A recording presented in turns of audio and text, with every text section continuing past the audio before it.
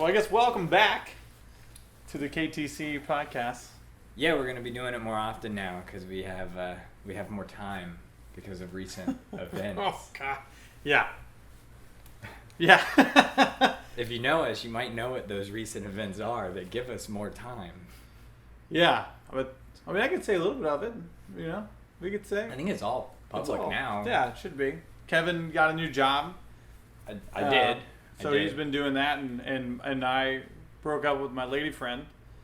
So I had to go live with my best friend. And so our lives have been a little different. Little different. A little different than what they were beforehand, before we started doing all this on the regular. But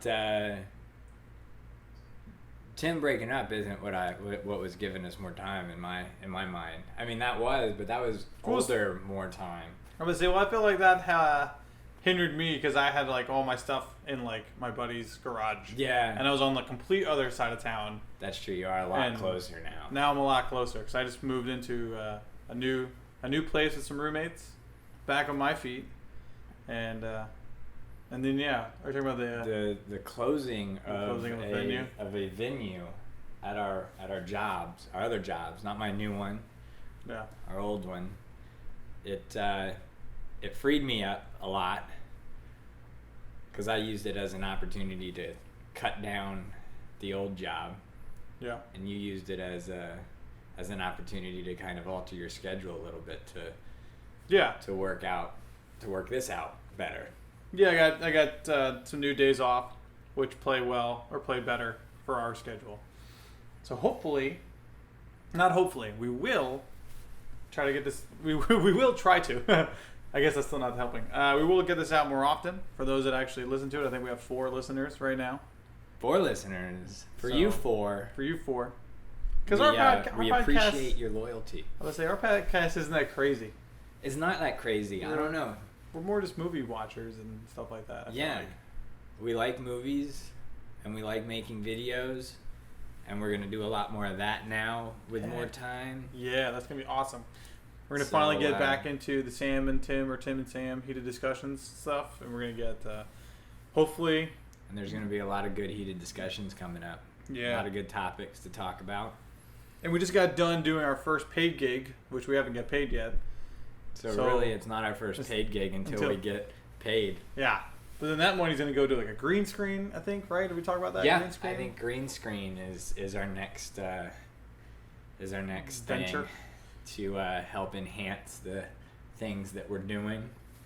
I think oh man, I'm super excited for that. I think because with some of the sketches that we want to do, I feel like it'll be easier just to do it with a green screen opposed to trying to find a location and having so many things match up schedule wise with like other people. Because Sam still doesn't have a car, so we have to lug Sam around. Yeah. And picking him up has been a pain. Sam, get a car. Yeah. I don't think Sam listens to this. Oh, that's my knee. Sam, listen to this. And then get a car. And then get a car. In that order, please. But yeah, so we're back, ladies and gentlemen. We are back. We had a super busy summer that prevented us from doing a lot of this work. But we should have a pretty easygoing fall and winter with a lot of things coming out. We'll have some This Is Why I'm Single dates coming up shortly. We just have to figure a few things out for the editing process of that. And yeah, it's got a nice new computer, so as I don't know if I've mentioned it before, I don't really like editing, but I got to help Kevin with the edits. And sometimes in life you got to man up and do things you don't want to do or are relatively good at. So Kevin is like saying Kevin and editing in the same word. It's my life now. That is your life. Yeah. So I'm gonna help Kevin with that. So hopefully we'll start banging out videos a little easier. Because Kevin, man, he's got a kid, he's got a wife, he's got responsibilities. He's got things to do. I do. I'm just going to work and coming home, I guess. I don't know. Well, I also edit a lot of videos for my new job now, too.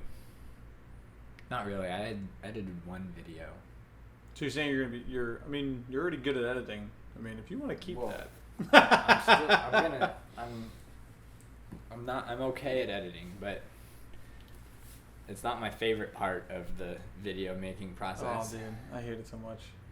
I wish I was good at it. I wish I was good at it. Dude, too. I wish I was good and that I liked it, because there's been so many people that have asked me, like, hey, we need a good editor. Hey, we need this. Hey, do you edit? Hey, do you edit? I'm like, no, I hate editing. Like, I'll sit there and I'll be through the whole editing process, and I will more than happy be right next to the editor and be like, oh, no, this clip was good, or what do you think about this? And be another pair of eyes. But the whole doing it, Yeah. I don't know. I think it's because it's the most tedious, in my opinion.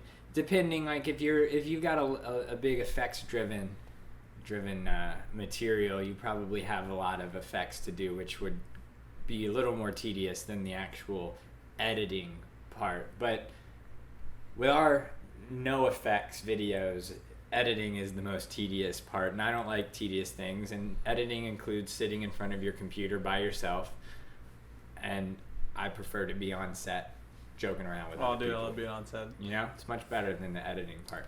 I like, oh man, I just did, not just did, but a couple weeks ago, maybe a month or so ago now, I got to act in a 48-hour film fest. Yeah, you told me about that. Which was pretty awesome. And then also, well, okay, so with that was fun, because I never ever want to do a 48-hour film fest. Like, I love being on set, but trying to produce that and tell people, hey, we need you here at like 6 o'clock in the morning. We're going to be shooting all day and then the next day. And then trying to edit it and get it all together, and just to have like a chaotic time. My time on set, I like being on set. I like enjoying it. I like having fun. Granted, we're there to get work done. You know, and I think our sets are pretty good.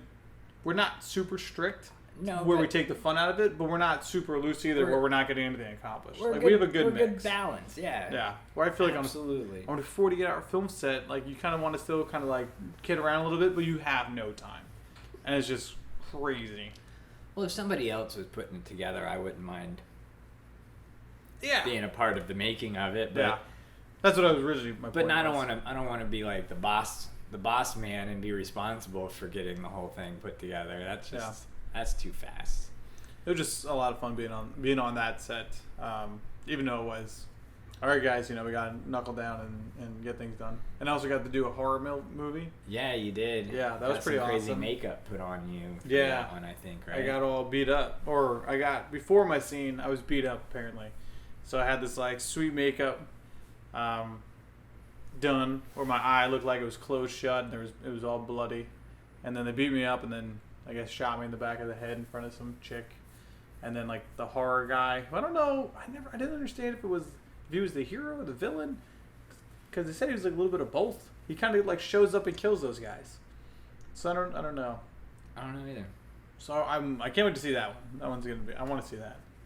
Oh, you know what's coming up? What? Doritos commercial competition. We should do that. See, you know what, man? Remember our idea? We had the idea, and then that one almost won. It almost won. We didn't shoot one, but one that was very similar to what we shot. Very similar. And I think ours was slightly better than their. No, we never shot it. I know, but our idea. Yeah. Our ideas were very similar, but at the same time a little different, and I think ours would have played a little better. Well, because we have more tools at our disposal, I think. I don't know. But it was very similar. Like, we had a jet ski at one point, and they had a boat. I don't know if and stuff like that. Would we have to alter our idea now that one had already happened? I don't know. I think we need to watch it again, because I feel like it might have been different. The main idea of it being like almost like a chase. You know, because that was kind of like what it was. It was like the chase. That was the only similarity. Yeah. Yeah, but I think the details of the chase. I don't know. I think at the end when he was on the boat with the girls. It's too similar. And then he grabbed the Doritos bag instead of like hanging out with the girls, was kind of similar to our idea with the husband to the wife. And if that helps you spark an idea to do a Doritos commercial, man, more power to it. Do it. Do it up. If we're not going to do it, you do it. My new job is teaching, and I teach this subject, this video making subject, and our next project, they have to make a Doritos commercial. Oh, really? For the competition? Enter into the competition. Absolutely. That's awesome. All my projects, or most of, I should say, are geared towards competitions. So Doritos commercial competition is doing in 50 something days from now. Well, we're probably not gonna get under that. And my students are going to make Doritos commercials. And then another fun one they're going to do is they're going to make a Halloween themed video, and we're going to see which one scares everyone the most. And that person wins. So that's my own competition. I'm about to say, yeah, you can do your own competition. Yeah. I think I would win that competition if I was one of your kids. Because all I would do was I would just take out one of the cameras and follow around the other students who were making theirs and just like be in the bushes the whole time. And like just be like creepy stalker movie. movie. Creepy stalker movie, and then just be like, what? I put some creepy music. Yeah, just put creepy music to it and like get real close at one point where they can't see me. I think I would do that. And that would be cool. I don't know, would that just be super creepy stalkerish? That's just the first idea that popped in my head. I don't know. Because then I'd make sure you'd show my video after their video. So you'd see their video, and then immediately after you'd see my video. Because what's scarier than like... Because if someone sent you a video right now, on your internet, your email, I guess on your email would be better.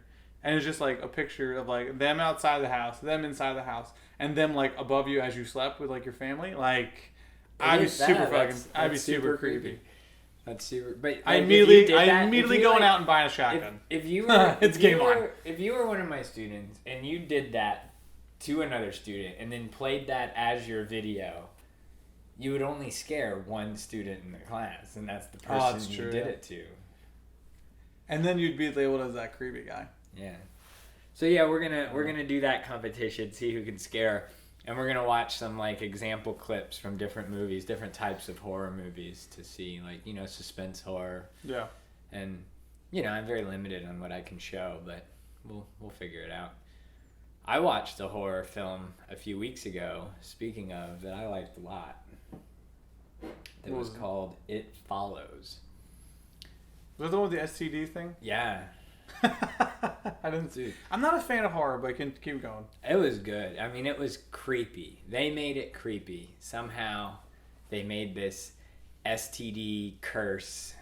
I guess it's not an STD; it's an STC. Well, why don't you explain it so that it's a curse where that follows a person. So let's say an original person was cursed, and it says that this curse is going to follow you until you have premarital sex with another person. And then it will follow that person that you had sex with. And it follows you, and if you ever let it catch up to you, it will kill you. Mm-hmm. But it follows you quite slowly, most of the time. And so you can, like, put some distance between you and it. And then, once it catches up to you, it will attempt to kill you. And if you don't get away, you die. And if you die, the curse reverts back to the person that had sex with you and gave it to you. Can you kill it? You can try. But I don't know. That's what happens if, like... the movie. See, man, I got so many questions with it. Because, like, the whole chain thing. So once you have it, you technically can only get rid of it for a moment in time. Yeah, because eventually... Because if it kills... Because if you think about it, if you give it away and don't tell the person that you gave it to, they're going to die because they're not going to be looking for it. They're not going to know that this thing is coming. And it comes in the form of anything that will allow it to get close to you. So it could take like the shape of your mother. It could take the shape of a stranger walking down the street so you have no idea that that's who's coming after you. And... Dude, that first person should just bit the bullet and died, and then it would have been done. See, that's the thing about the movie is I'm curious to know how it's made it this far. Yeah. Because you would think by a certain point it would kill everyone. It would be killed, yeah. And so then that's the other thing, too. What if like, someone gives it to someone, and then that person, whatever, but that second person in line is dead? Does it just skip over, like if it kills the chick, and then it goes after the guy who gave it to the chick, but that guy's dead, does it just skip over him and go back to the chick or another guy, whatever what he I'm sure was it into? Does, yeah. See, man? I don't know. I think I think actually one of the best parts of the movie is the movie follows a girl that's like a teenage girl who has sex with her boyfriend, and the curse was following the boyfriend. And the way the whole curse is given to her is so cool in the movie. And he basically, like, it kind of follows them at the beginning, and they're having this great, like, beginning of our relationship, we're in love, like, teenagers in love, like, feel to it. But every now and then, and not even knowing it, he like looks behind him and like sees something that you don't know what he sees, and then he'll be like, let's keep walking. How about we walk this way, you know? And you have no idea why he wants to get away from where he's getting away from, but they do it so subtly that you have to kind of go back and watch it again and be like, dude, that's awesome. And then once it gets more obvious that he's doing this, they end up like hitting it off and having sex, and then he totally has sex with her and then drugs her. And you think that this guy's like a bad guy all of a sudden because he's like chloroforming her mouth right after they're done having sex. But he only does it so that he can tie her up to a wheelchair, take her to an abandoned building that has tons of different exits, and show her that this thing is going to follow her. And he explains it to her, and he down to the detail, and says, don't let it catch up to you. And she is like hesitant at first, but he has her in a wheelchair, so he's pushing her around, and he lets the thing get really close to the point of it looks really freaking dangerous, and then gets away. And then like drops her off at her house and dips out. And then and then the movie picks up with her, and now this thing is following her, and she's still a little hesitant at this point, but she's seen what it can do, so she's like still like watching over her shoulder. And I was like, what an awesome, beginning to a movie, because you're like, I don't know, it was pretty cool, and it had a great feel to it, and it was very suspenseful. And anyway, sorry, there was a noise, and we both stopped to listen to it. There was some noise outside. I don't know what was going on. Something's following us. But yeah, so it follows. Good movie. If somebody was just to say, go see this movie, it's about a sexually transmitted curse, you'd think that kind of sounds dumb. But it's really actually quite good. And it's done in a really cool way, I think. And actually what originally brought it up is that I am not rewatching, but trying to catch up on Arrow and Flash, two of my favorite TV shows. How did that get brought? We were talking about scaring. I know, but because I'm so far behind on Arrow and Flash, the commercials are showing the ads for the movie It Follows coming out in theaters. So that's the connection. See, I don't have cable, so I don't have because you have DVR'd all that stuff, right? Yeah, I DVR, and so it's sitting on my DVR, so I can fast forward through commercials, but a lot of times I forget that I can fast forward through commercials, so I end up watching most of the commercials. Yeah, which defeats the purpose. It really defeats the purpose of DVRing, but I mean, the advertisers will be happy to hear that. I'm still watching their.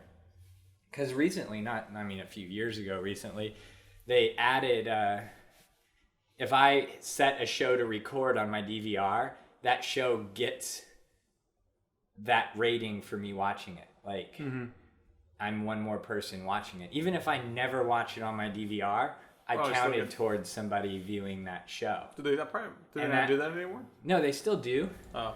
But advertisers didn't like it because the amount that they pay to advertise is based on how many people watch that particular program. So like the Super Bowl is the most expensive thing to advertise on because so many people watch it. Well, advertisers were like, some of your ratings are coming from DVR recordings, and people are fast forwarding through the ads when they rewatch that show, so I'm having to pay more for an ad that people aren't going to see. Yeah. Is basically what they're saying. And that's when you started getting ads on shows. Exactly, in product placement, and then like on demand. If you watch a show on demand, you can't fast forward through the ads. So, or like where I watch my shows on the internet, go to like Yeah. CW to watch that stuff or something like that. And they have all their ads. All their ads are still there. That's or like why Hulu. Just wait till it goes on.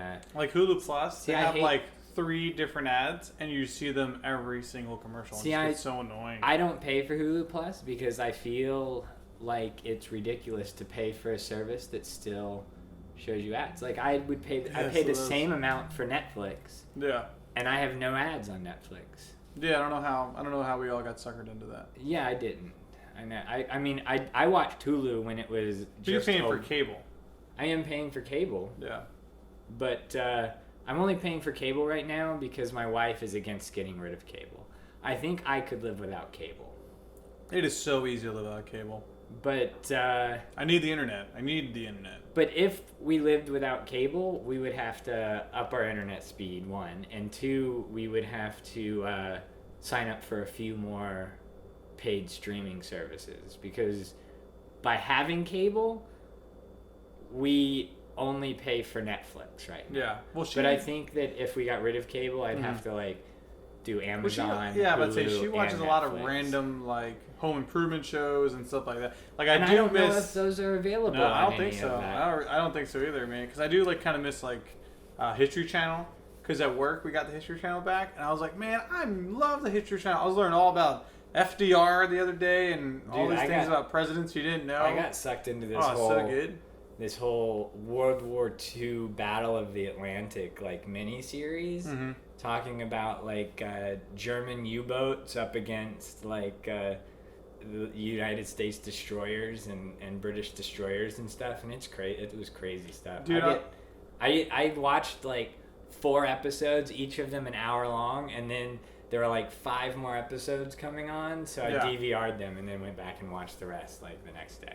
Yeah, like I watched like the 10 things you didn't know about the American Revolution. Like I didn't know that there was actual naval fleets that went and attacked Britain. Like I never knew that. See, this is crazy. This is the problem though with the problem with me and the History Channel and Discovery Channel and all that stuff is if I'm scanning through channels and I happen to see it, I will stop and watch it and get totally sucked in. Mm-hmm. But I will never be like, I want to learn about this event in history and seek out a show on the History Channel that's going to tell me about it. It has to be on. I'll never look at it. It just has to be on.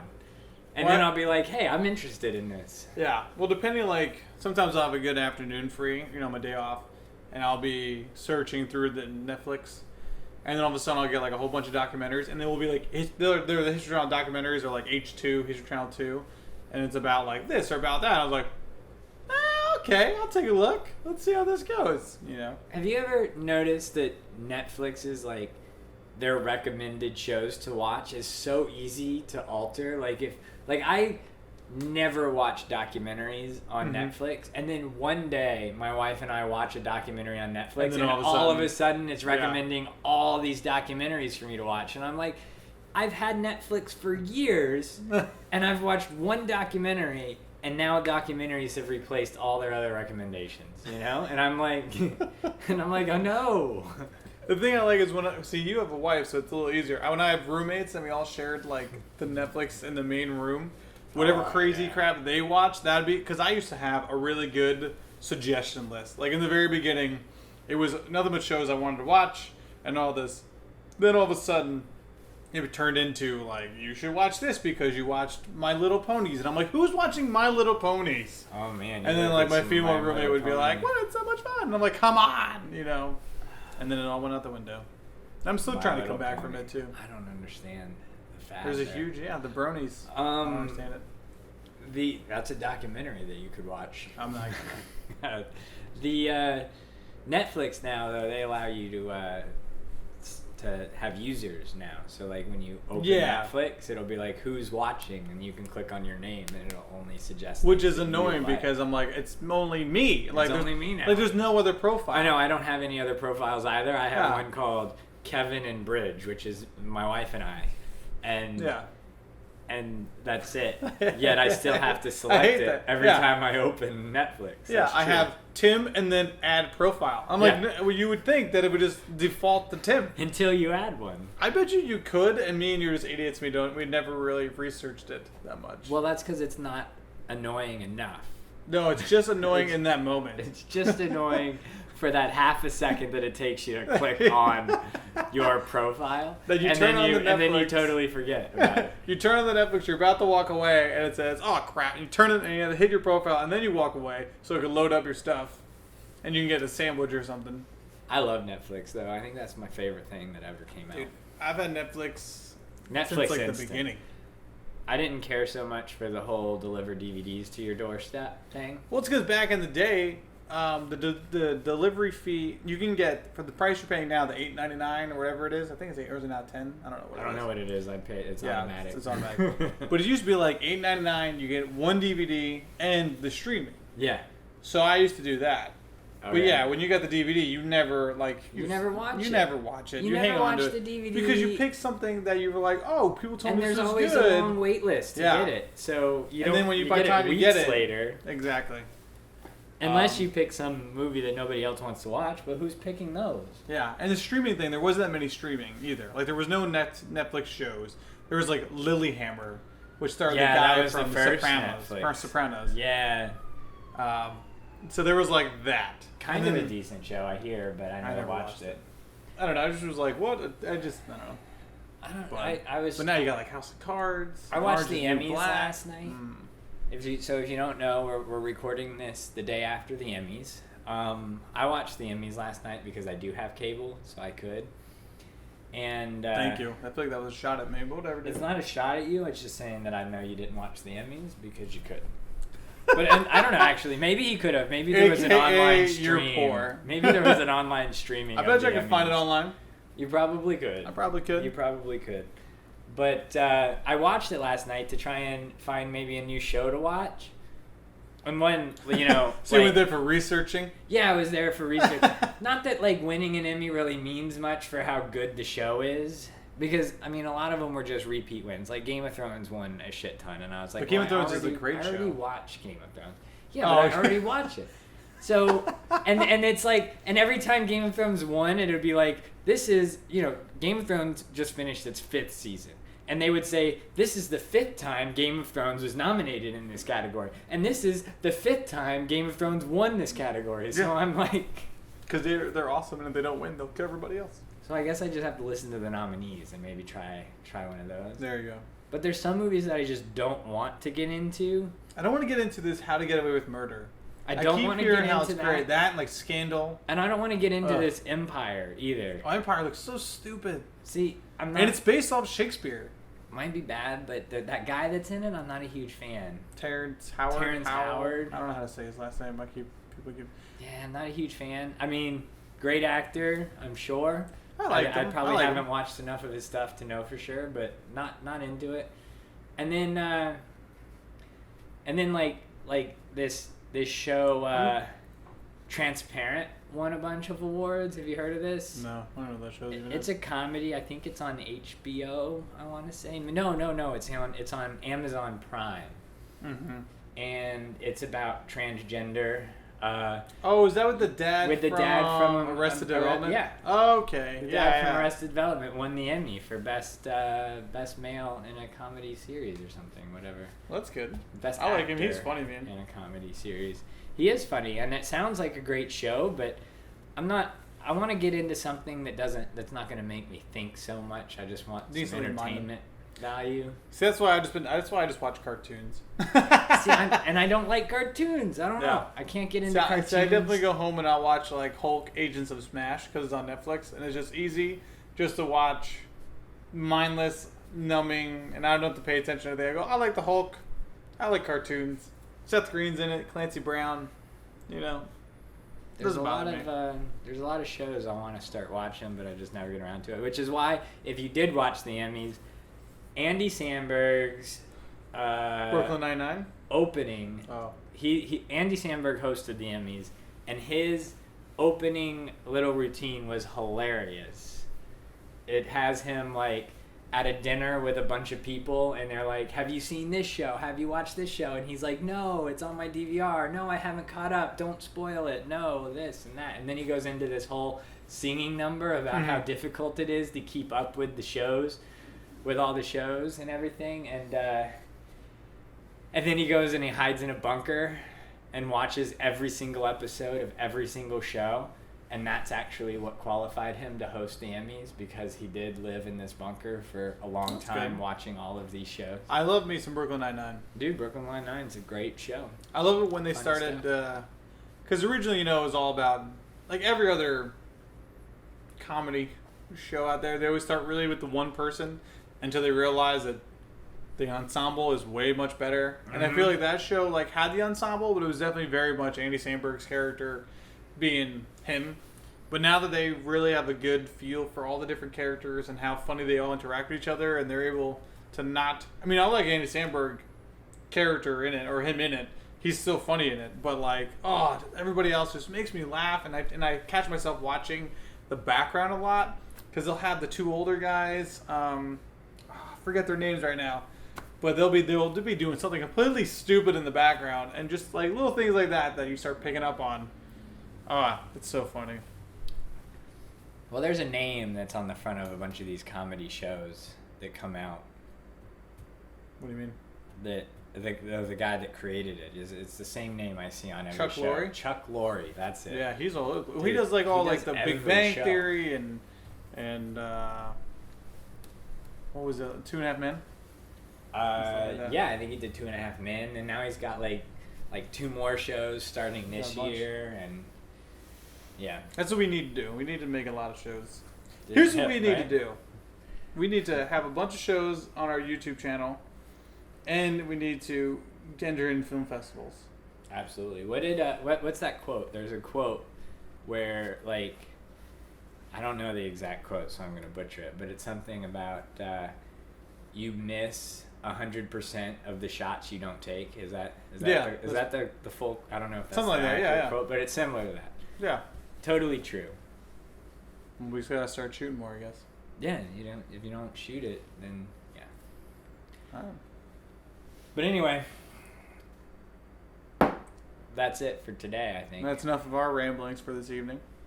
Hope you enjoyed it. Look for some guest stars on future talks. We should do some guest people coming in. It's a lot more fun. Dude, I think we should. I think we're gonna mix it up a little bit. Have a few guests. Yeah. Interact. Change up what we talk about maybe. I think today has been very mellow because we're just getting back into it. So Yeah, we'll very get things informational. going. Yeah. But I haven't seen any movies lately, so who has time for that? not me. Peace out, guys. Later.